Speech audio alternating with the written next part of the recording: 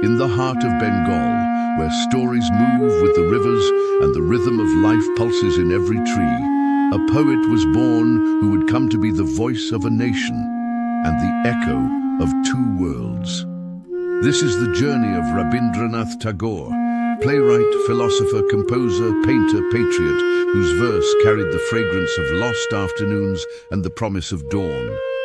A man who looked at the world and saw not boundaries but bridges. Let us walk through his world, woven with love, freedom, and the secret music of the soul. It was 1861. The British Raj its shadow across the subcontinent, when Tagore drew his first breath into a world both ancient and restless. He was the 14th child in a family where poetry was spoken as easily as bread was broken. His father, Rabindranath, a philosopher and leader, filled the Tagore house not just with books, but ideas, ripples of the Brahmo Samaj, songs, lively discussion, and the silent invitation to seek truth on your own. Young Rabindranath, restless in schoolrooms, untamed by routine, found his mentors in the rustle of bamboo leaves, the curve of the river, the melting dusk. Like many of us, he yearned to learn on his own terms, beneath an open sky, not behind closed walls. By 16, his poems began to surface in Bengali journals, words suffused with longing, beauty, an ache for both the infinite and the intimate. Even then, a spirit was stirring, a vision of India that was modern, yet rooted, deeply human, and unashamedly free.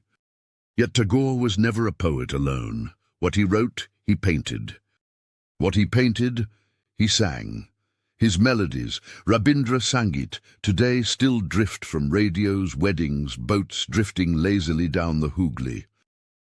Over 2,000 songs, each a meditation on love, separation, joy, or the sacred dance of creation. He believed art was a river, flowing between the personal and the universal. His plays questioned custom, his essays explored East and West, science and soul. But it was Gitanjali, song offerings, that became his invitation to the world. Translated by Tagore himself into English, these poems caught the breath of distant lands.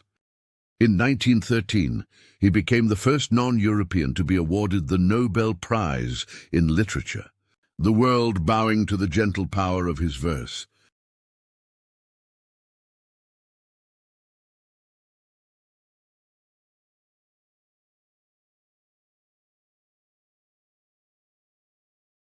Yet celebrity never tamed him. Tagore traveled widely, Europe, America, Japan, seeking not applause, but understanding. He spoke with Albert Einstein of cosmic harmony, with Gandhi of true Swaraj, with common villagers about dignity and hope. To him, India's freedom was not merely freedom from empire, but freedom to grow, spiritually, artistically, intellectually. The only chains worth breaking were those on the mind. In 1921, Tagore planted a seed for the future, Visva-Bharati University at Santiniketan. Its classrooms were shaded groves, its curriculum a song of world cultures, creative thought, and the wisdom of nature.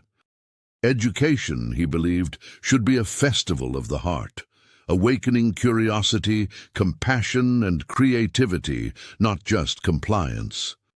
His protest ran deeper than politics.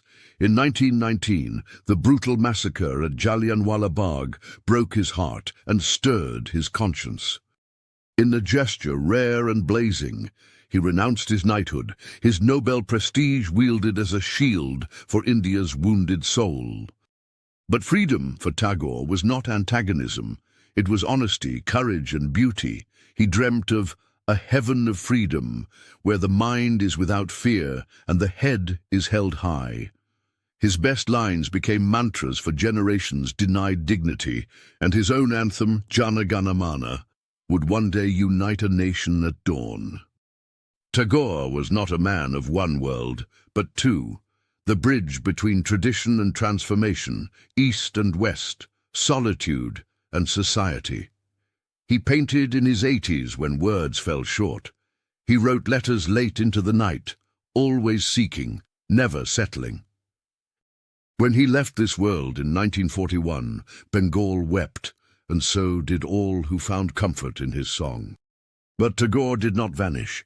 He lingers in festival music, in the first fall of monsoon rain, in every call to live bravely and beautifully. Whenever someone chooses love over hate, creativity over despair, he is there, a whisper, a wisp of a smile. He showed us the true soul of India is neither found nor caged, but sung, each of us a note, together a rising chorus of freedom. This is Timeless Sparks. Until next time, keep the flame alive.